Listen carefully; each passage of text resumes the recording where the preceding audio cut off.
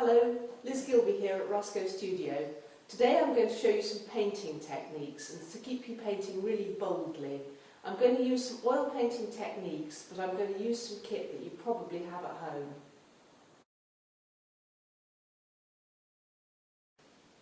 Today I'm going to be painting using water-based acrylics. I've got some basic acrylics here. They can be ordered from any art shop, and the one in Castle Douglas sold me these. They're the De La Rowney System 3, which is pretty good stuff. I've got a nice Farrow and Ball red pot of paint here because I love this colour and it mixes well with the acrylics. My white is a white gesso primer, but you can use white household emulsion paint. And the colours I've got are my black, my raw umber, a dark blue, a bright red and a primary yellow. I'm going to be painting with household paint brushes, just the ordinary sort. I'm mixing on a plate or a white plastic palette. I've got a jam jar of water to keep my paints nice and flowing, and I've got a bucket of water to rinse out the mucky brushes when I've finished with a mix. And I'm painting on the cut side of a cardboard box. The setup I'm using today is some big objects that I found around the house. A lovely old copper watering can and some good old-fashioned vegetables. Now they're producing some really nice colours, and I've put them on a red background, so I'm going to have fun with that red paint. Okay, well, to begin this painting, I'm going to start my drawing with the same construction lines that I used to show you how to draw in pencil. Here's my base. Make sure I've got plenty of liquidy paint on my brush. I'm just going to find that line between the bottom of the onion and the bottom of the leeks, and it's roughly there. Now, the height of my watering can handle is about there, so get that in, and that angle from watering can to the bottom of the leeks is about there-ish. The back of the watering can probably there. Base of leek. And the handle, the top handle to the back handle is about there. So I've boxed out my shapes. This is the back of my watering can. Flattening there. The lid is going to be there. Front of it about there. Onion about there. Onion to turnip is about like that. Turnip's about there, so my onion there-ish. Turnip.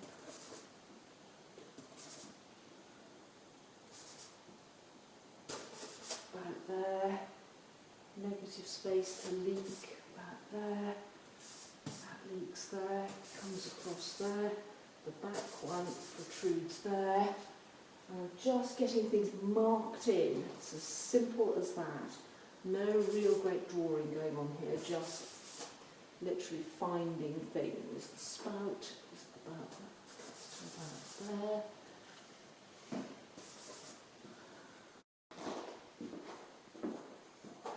The next job I'm going to do is mass in the shadow shapes on the drawing.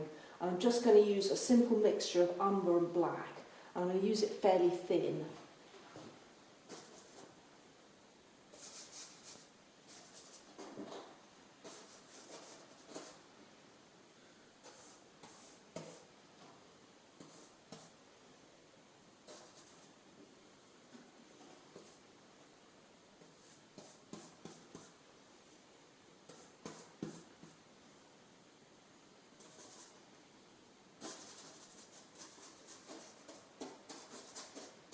Again, just like I did in the colour drawings in pencil, I'm going to let my shadow shapes flow around the objects, and I'm going to lose some of my construction lines.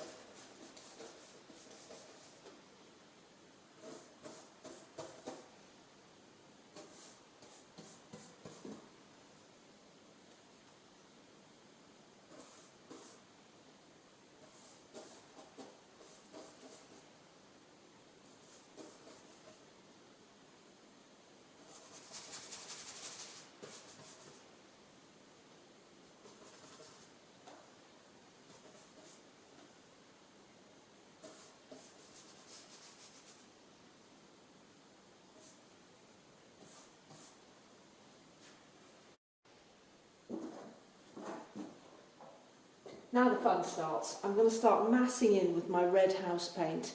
I'm not going to be afraid to mix it with some of my black acrylics as well, because I'm looking for a fairly dull red to start off with. So let's put some of that red down for the background. And I'm mixing it with the umber on a plate. And a little bit of black to make sure I'm getting a good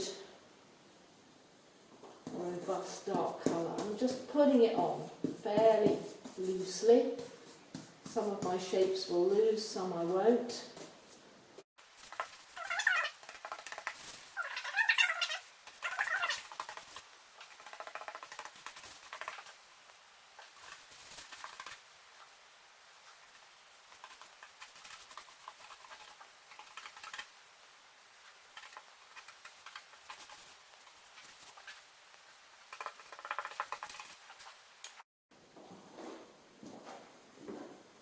Once you've thrown down masses of paint into your background, and I'm going to use it even thicker, you may need to just reassert some of the shadow shapes that you may have lost in that process. So just find your dark colours and just remass those shadow shapes. Don't worry about colour in the objects at this stage. All you're doing is finding shapes of dark and light colour.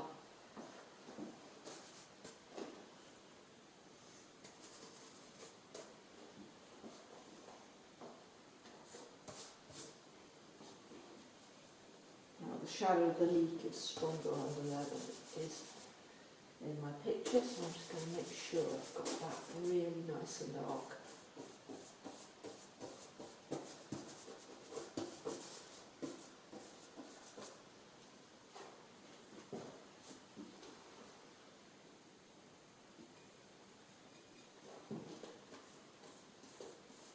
You can mix your black and your red together produce these lovely blended effects, so you don't have to have hard lines in it.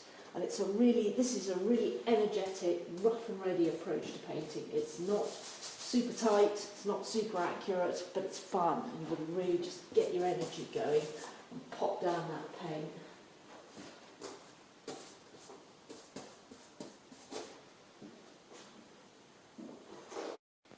The next job I'm going to do is find some of the colours in those leeks. To mix that green, I'm going to start with a base of dark blue. I'm going to take a little bit of umber and a little bit of yellow. I'm just going to get going with a really good, strong dark green. I'm not adding any white to this yet, because I'm saving that till last, because white tends to muddy up your colours at this stage. So I'm just going to put down a really lovely dark bluey green on those leaf leaves. And I'm using a slightly smaller brush. There we go, those are nice and dark. They're even a little bit too green. I might go for more blue. I might even use a fairly pure blue, particularly where I see under there.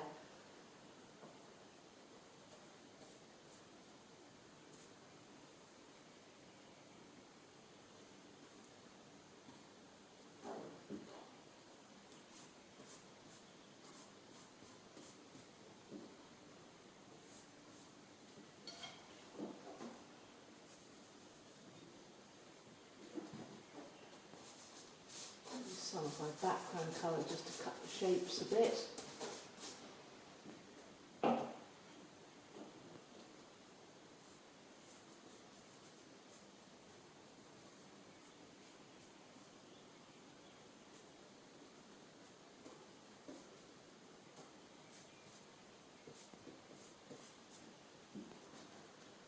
And as that leek foliage comes towards me, it's got a bit lighter.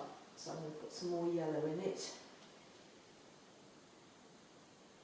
Maybe just a hint of white to lighten up a little.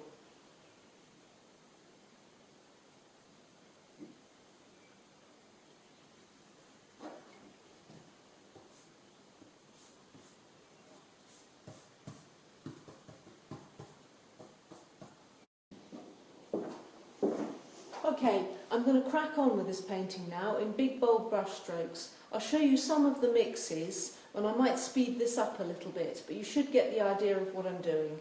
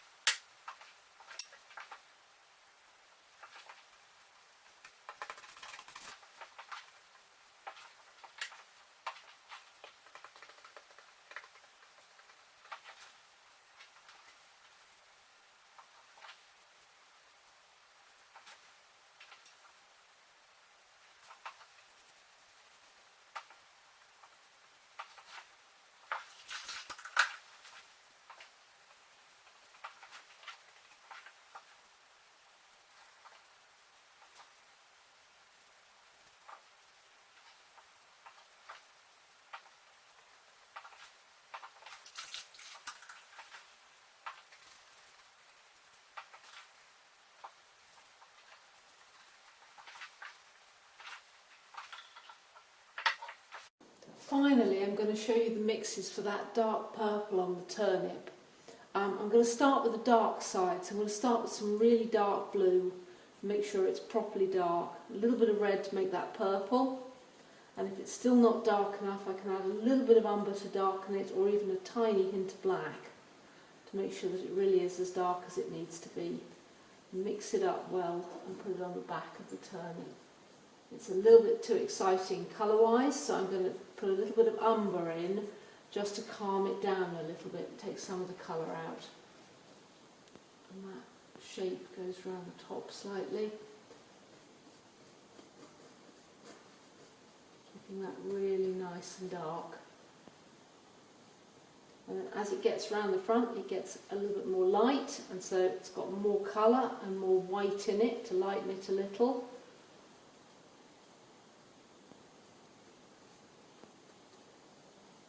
I'm letting my colours blend into each other,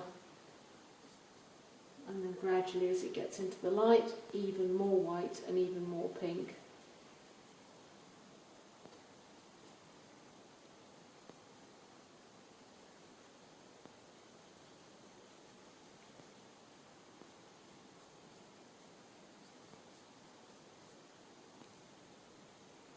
So it's got its light side and its dark side.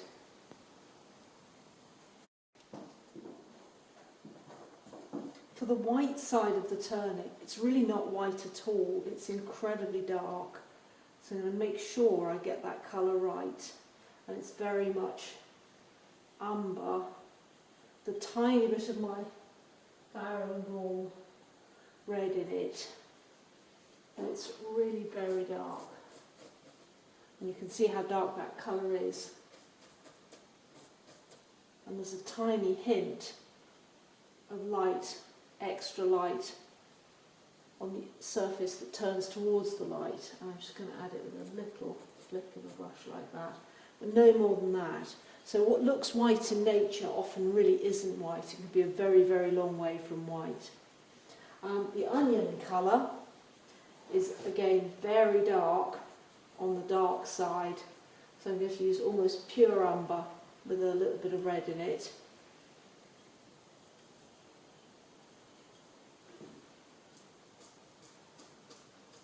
Even that is a little too light.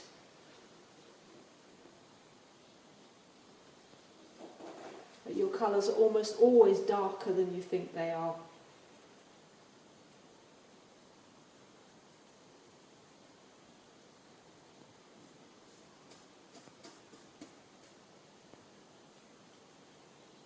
And for the light side of the onion, that's more of an orangey colour. I'm going to use my nice brick red that I've got from the house paint, and just pull that colour over it a bit. I'm just making a transition from the really dark side to the slightly lighter side, and then I'm going to gradually add white and a little bit more yellow to bring that to the light side of the onion.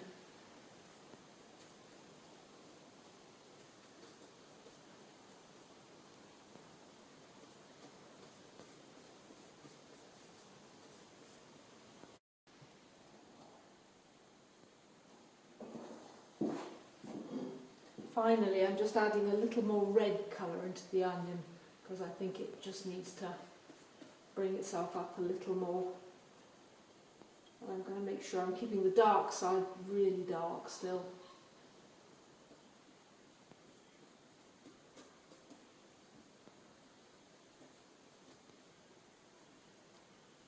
And a little more pure red in there just to give it a little lift.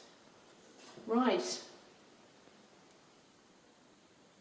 and my highlight on the onion is getting lost, so I'm just going to put that on there again.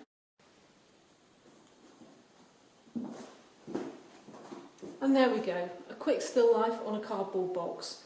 Keep the brush strokes big and loose, and remember it's dark and light, so don't worry too much about colour. Make sure you keep those values right though. Happy painting!